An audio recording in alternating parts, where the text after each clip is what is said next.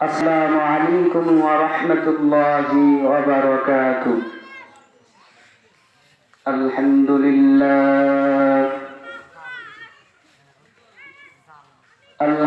لله الذي جعل الشمس والقمر بحسبان والنجم والشجر يسجدان وفضل زمانا على زمان كما فضل مكانا على مكان وإنسانا على إنسان ونشهد أن سيدنا ومولانا محمدا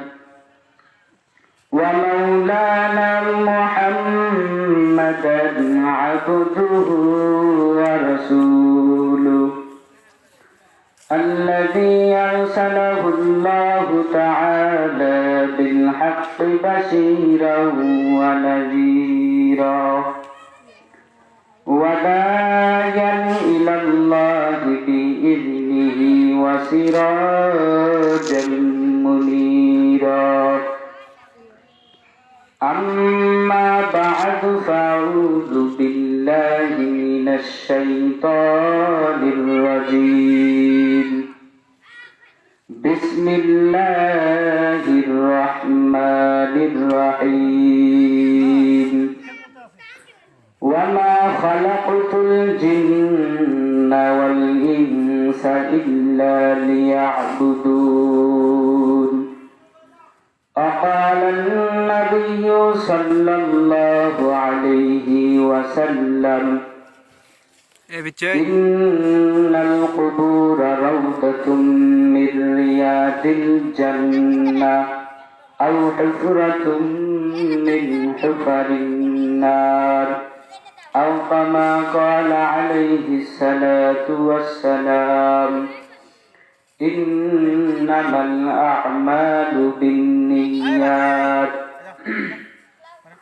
صدق الله المولانا العظيم وصدق رسوله النبي الأمي الكريم ونحن على ذلك من الشاهدين والشاكرين والحمد لله رب العالمين.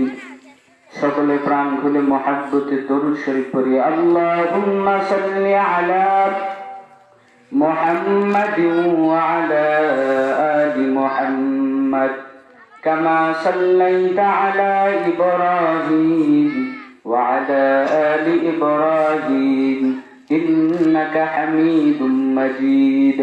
اللهم بارك على محمد وعلى آل محمد كما باركت على إبراهيم وعلى آل إبراهيم إنك حميد مجيد. زر زر زبان كل الله ذكر করেন لا إله إلا الله لا إله لا إله إلا الله سبحان الله والحمد لله لا إله إلا الله. জোরে জোরে জবান খুলে আল্লাহর জিকির করেন লা ইলাহা ইল্লাল্লাহ। দীনিয়াল ইসলাম দীনু موقه حرز كفرانا عفوا عنده مقتدايا نبي وصحبه نجوم للهداية في زماه لا إله جر لا إله إلا الله لا إله إلا الله محمد রাসূলুল্লাহ সাল্লাল্লাহু আলাইহি ওয়াসাল্লাম।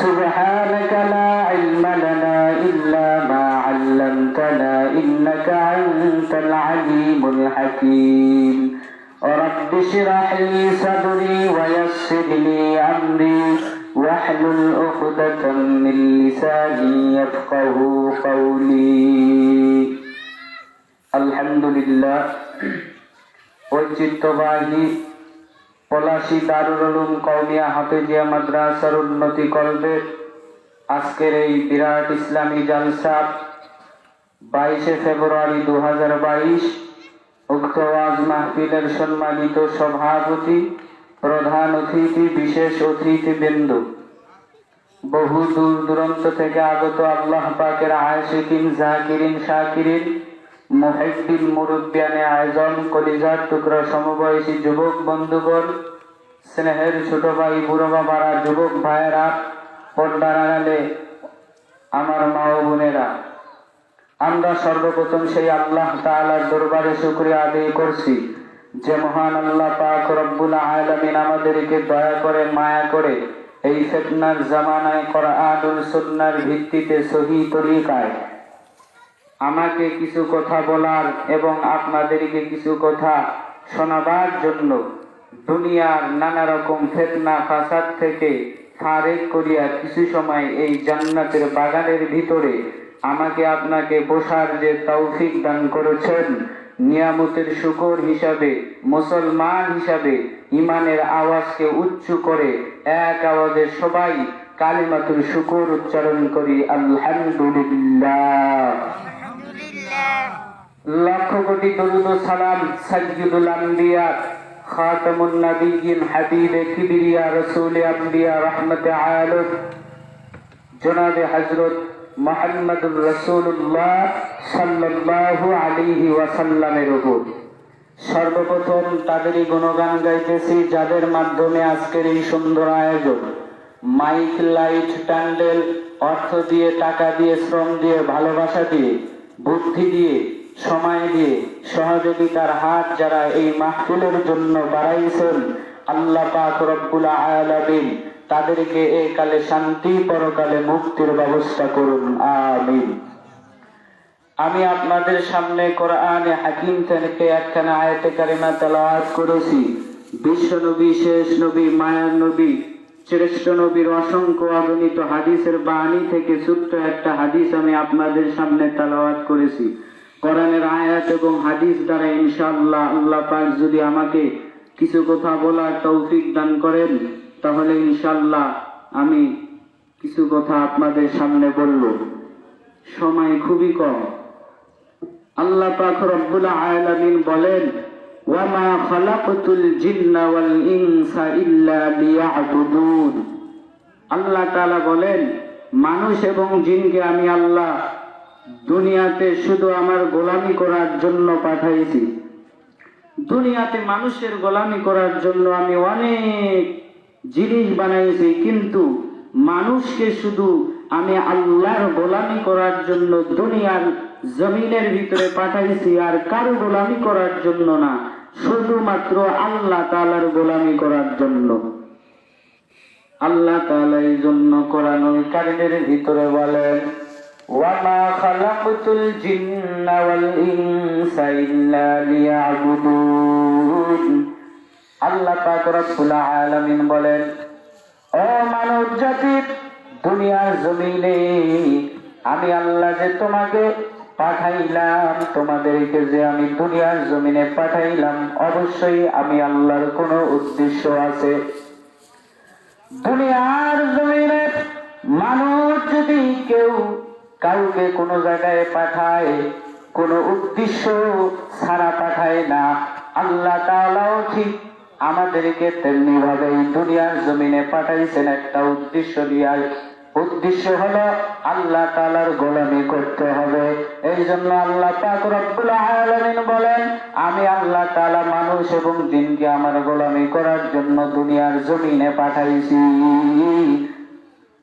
কিন্তু মানুষের গোলামি করার জন্য আমি দুনিয়ার জমিনে অনেক কিছু সৃষ্টি করেছি। যেমন মানুষের গোলামি করবে চাঁদ, মানুষের গোলামি করবে সূর্য, মানুষের গোলামি করবে মাছ, মানুষের গোলামি করবে গাছ, মানুষের গোলামি করবে বাতাস। মোট কথা আল্লাহ তাআলা দুনিয়ার জমিনে যত মাখলুকাত সৃষ্টি করেছেন সব মাখলুকাত মানুষের গোলামি করবে, আর মানুষ শুধু আল্লাহর গোলামি করবে। আল্লাহ তাআলা মানুষ এবং জিনকে তার গোলামি করার জন্য দুনিয়াতে পাঠাইছেন। এই জন্য আমরা দুনিয়ার জমিনে আসছি, আল্লাহ তাআলার গোলামি করতেই হবে, কোনো উপায় নাই। কারণ কবরে কোনো নেতার পরিচয় চলে না, কোনো এমপি মন্ত্রীর পরিচয় কবরে চলবে না। তুমি কোন পীরের মুরিদ সেই পরিচয় কবরে চলবে না। কয়বার তাবলীগ করেছো এই পরিচয় কবরে চলবে না। কবরে শুধু আমার রবের পরিচয় চলবে, দুনিয়ার কোনো মানুষের পরিচয় কবরে চলবে না। দুনিয়ার যদি কোন মানুষের পরিচয় কবরে চলতো, এর নবীর উম্মতের দল আম্মা জানাই ফাতেমাতুজ জোহরা রাদিয়াল্লাহু আনহা যখন ইন্তিকাল করলেন, কবর খোঁড়ার জন্য একজন সাহাবীর নাম ছিল আবু যর গফারি রাদিয়াল্লাহু আনহু। এই সাহাবী কবর খুঁড়তেছেন, ফাতেমার কবর খুঁড়তেছেন, আর আবেগের সাথে কবরকে প্রশ্ন করতেছে, এ কবর, তোর মাঝে আমি আজকে কাকে রাইখা যাই, কবর তুমি কি জানো?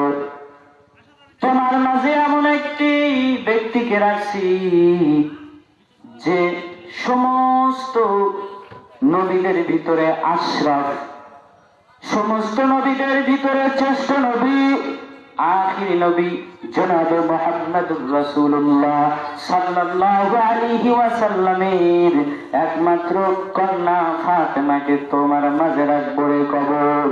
এ কবর, শুধু তাই নয়, শুধু তাই নয়, জান্নাতের নারীদের সরদারিনী ফাতেমাকে আজকে তোমার কবরে রাখবো।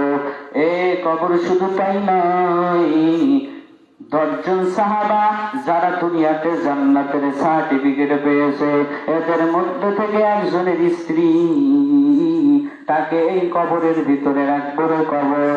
এ কবর, শুধু তাই নয়, জান্নাতের যুবকদের সরদার হাসাইন হুসাইনের একমাত্র আম্মাকে কবর তোর মাঝে রাখবো। খবরদার কবর ব্যবহার ভালো করবি। কবর থেকে অটোমেটিক জবাব আসতেছে, এর নবীর সাহাবী আবু যর গফারি, কে আশরাফুল আম্বিয়া আমি চিনি না, কে আখির নবী আমি চিনি না, কে জনাবে মুহাম্মদুর রাসূলুল্লাহ আমি চিনি না, কে হযরত আলী আমি চিনি না, কে ফাতিমা আমি চিনি না, কে হাসান হুসাইন আমি চিনি না। আমি শুধু চিনি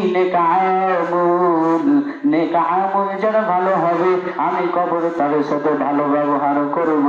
নেক আমল যদি খারাপ হয় রে বাবা, আমি কবরের কাছে দুনিয়ার লাইনের যত এমপি মন্ত্রীর পরিচয় দাও না কেন, যত পীরের পরিচয় দাও না কেন, যত মুহাদ্দিসের পরিচয় দাও না কেন, কবরে শুধু আল্লাহর পরিচয় চলবে, দুনিয়ার কোন মানুষের পরিচয় চলবে না। এই জন্য সম্মানিত হাজিরিন, আল্লাহ পাক রব্বুল আলামিন আমাদেরকে দুনিয়াতে পাঠাইছেন তার ইবাদত করার জন্য। আমরা আল্লাহর ইবাদত করব, দুনিয়ার কোন মানুষের ইবাদত করব না। हकीकत से तो दुनिया बेखबर है, दुनिया की नुमाइश पर नजर है। नबी गुयान के आज दुनिया जुदा बश, बहर कारे के बासी बा खुदाबाश। এর নবীর উম্মতের দল আল্লাহর ইবাদত করবা কেমন ভাবে? আল্লাহ তাআলা পয়গম্বরের হাদিসের মাধ্যমে জানায় দেন, আসসালাতু মিফতাহুল জান্নাহ, নামাজ হলো জান্নাতের চাবি। এই নামাজ যারা পড়বি তারা জান্নাতে অবশ্যই যাইবি, কোনো সন্দেহ নাই। আল্লাহ তাআলার ইবাদতের ভিতরে সর্বোত্তম একটা ইবাদত হলো আল্লাহ তাআলার নামাজ। আল্লাহর পয়গম্বর বলেন, এশার নামাজ জামাতের পরে, জামাতের সাথে আদায় করার পর কোন মুমিন বান্দা যদি ঘুমায়া যায়, ঘুম থেকে উঠিয়া যদি আবার ফজরের নামাজটা জামাতের সাথে আদায় করে নাই, তাহলে ওই বান্দা ঘুমাইয়া যে সময়টা কাটাইলো ওই সময়টাও নেকের পাল্লায় ওজন করা হবে। মকন সুসুতি নামাজে পাঞ্জে গান ফাওয়াইলুল লিল মুসাল্লিন আল্লাযীনা মুমিনারা নামাজে ইমদাদে দাও ইস্তাঈনু আয়াতে করাআতা আয়াতে কদ আফলাহা রায়াদিকুন গৌরকুন দরমানি দিল্লা সাদিকুন। এই জন্য আল্লাহ তাআলা আমাদেরকে দুনিয়ার জমিনে পাঠাইছেন, তার ইবাদত করতে হবে, পয়গম্বরের সুন্নাত অনুযায়ী দুনিয়ার জমিন আমাদের জীবন যাপন করতে হবে। এটাই হলো মূল উদ্দেশ্য, দুনিয়ার কোনো উদ্দেশ্য আমাদের নাই। একমাত্র আল্লাহ তাআলার গোলামি করব আর পয়গম্বরের সুন্নাত মানিয়া আল্লাহ তাআলা যেন আমাদের সকলকেই এই কালে আল্লাহর হুকুম পালন করিয়া আমাদেরকে যেন কবরে যাওয়ার মতন তৌফিক দান করেন। আমিন। আখিরা দাওয়ানা আলহামদুলিল্লাহি রাব্বিল আলামিন। আসসালামু আলাইকুম।